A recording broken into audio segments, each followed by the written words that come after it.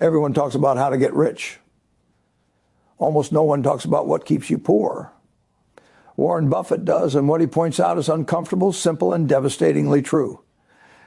Most people wake up already tired, not because they did nothing, but because they did everything. Their days are packed with motion, notifications, obligations, and tasks that demand attention but rarely create progress. Movement feels like advancement, yet the distance traveled is often sideways. This confusion is subtle. It convinces people that effort alone guarantees results even when the direction is wrong. Being busy provides comfort. It removes the anxiety of stillness. When there is always something to do, there is no time to question whether it matters. Activity becomes a shield against doubt. But shields also block clarity. Without pauses, patterns remain invisible. People run faster on paths that lead nowhere, mistaking speed for success.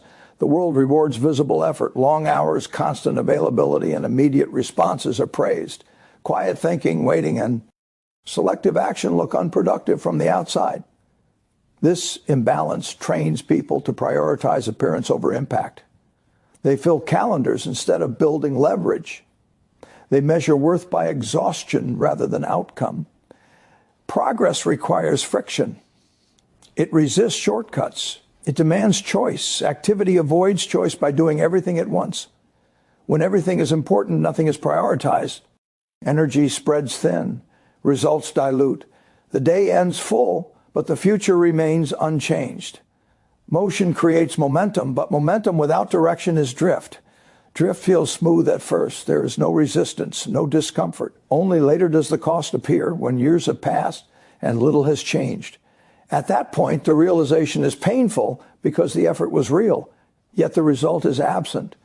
Many tasks feel necessary because they are urgent. Messages need replies, bills need payment, deadlines approach. These actions maintain life, but they do not build it. Maintenance preserves the present. Growth redesigns the future.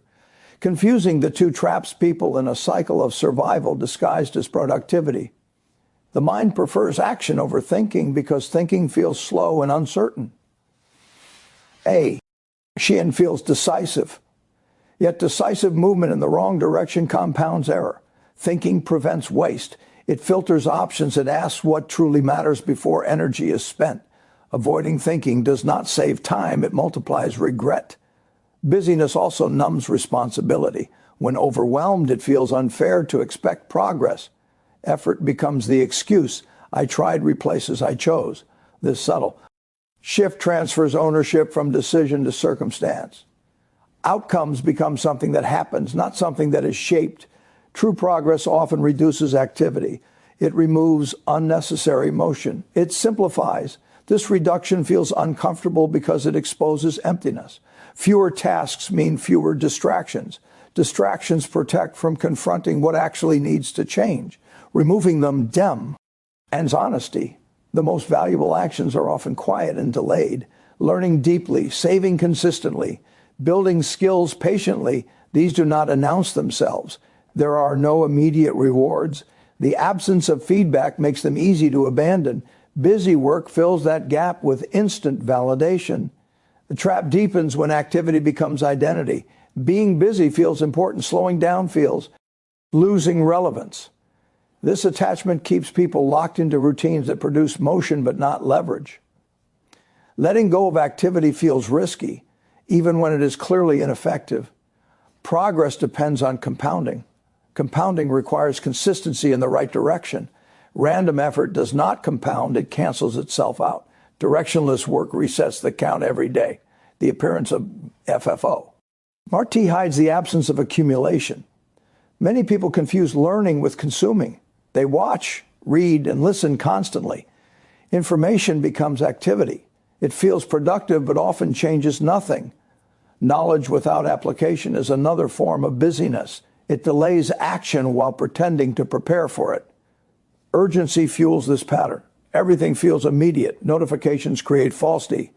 Headlines. The mind adapts by reacting rather than planning. Reaction keeps people busy. Planning changes trajectory. Without planning, energy serves the loudest demand, not the most important goal. Progress also requires saying no. Activity avoids refusal by accepting everything. Saying yes feels cooperative. Saying no feels uncomfortable. Yet every yes allocates time. When time is spent on high-impact actions starve. Busyness is often the result of weak boundaries. The cost of this confusion grows quietly.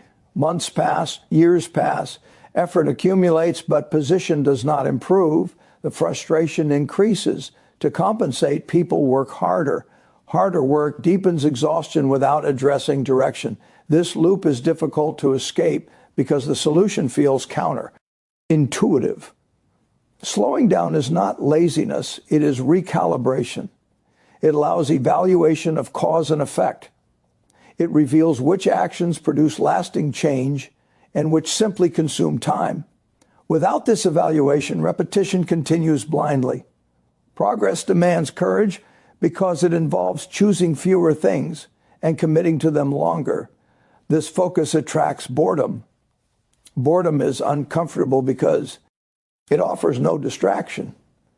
Yet boredom is often the space where growth happens. It forces attention inward. The illusion of productivity is seductive because it offers immediate relief.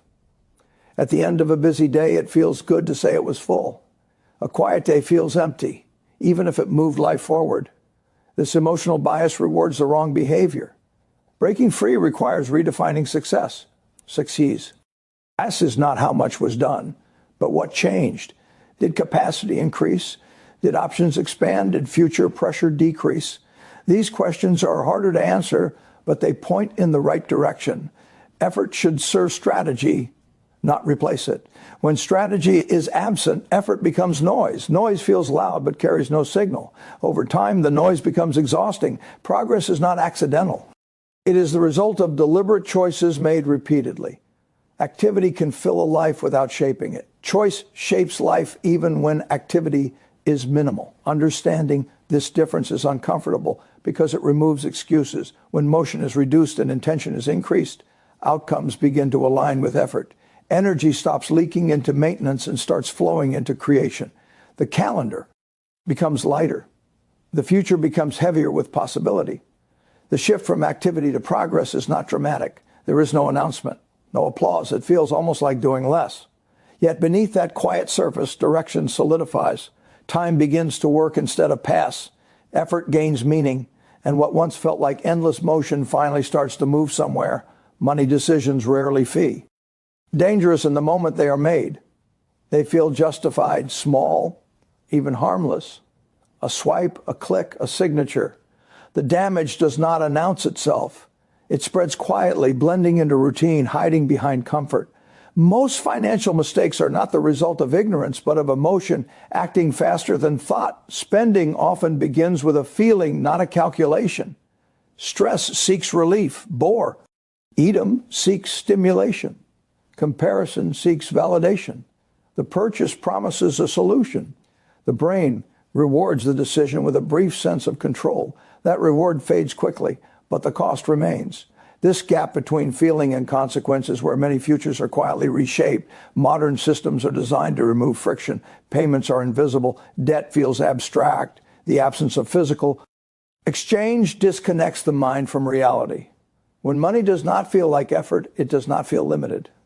This illusion encourages repetition. Each decision seems isolated, but together they form a pattern. Thinking feels slow compared to buying. Thought introduces doubt.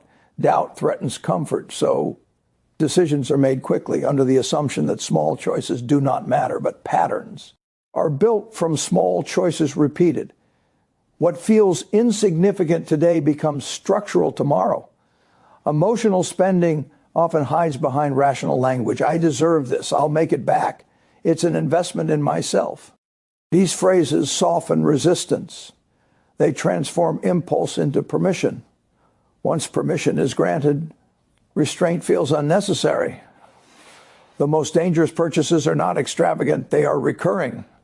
Subscriptions, upgrades, habits that become normalized. Because they are familiar, they escape scrutiny. Familiarity creates invisibility. What is invisible cannot be challenged. There's also the P, pressure of timing. Offers expire, sales end, Scarcity triggers urgency. Urgency bypasses logic. Decisions made under pressure favor relief over strategy.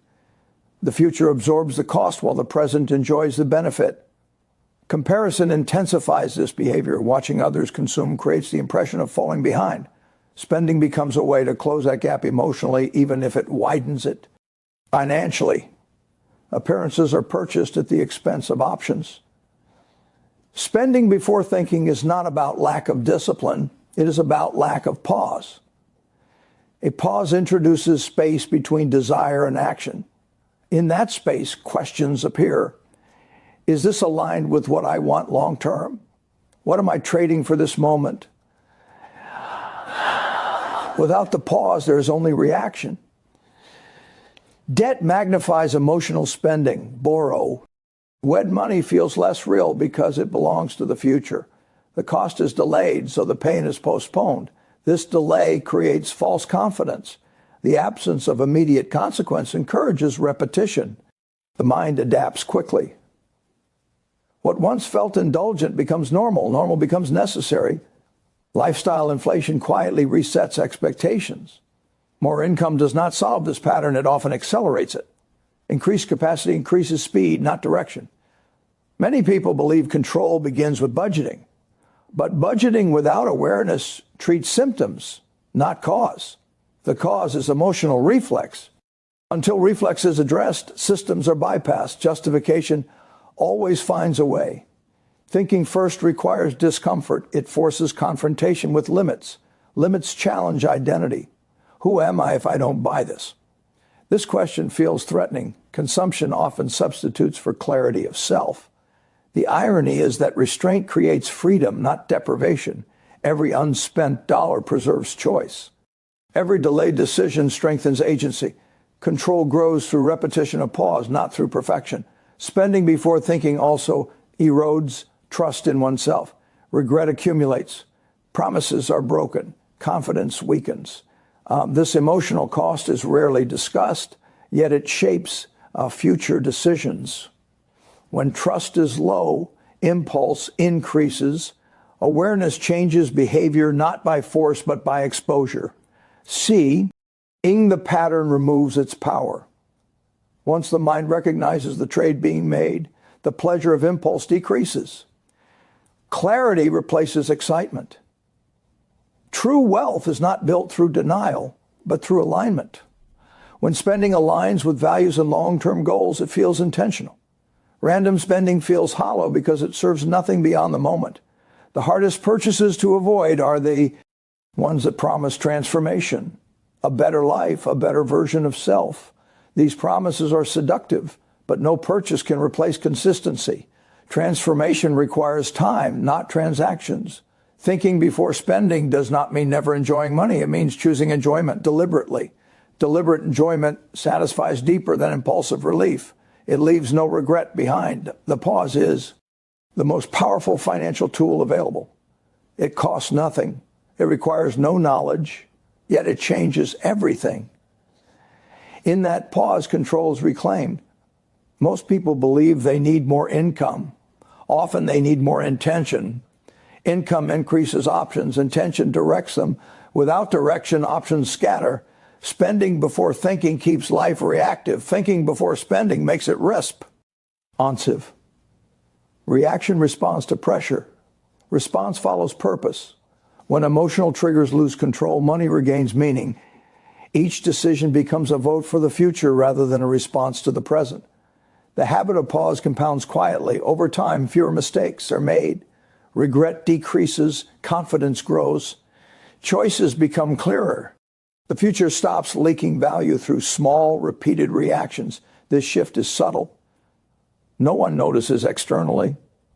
There is no announcement, only a quiet change in trajectory, where money stops controlling emotion and emotion stops controlling money.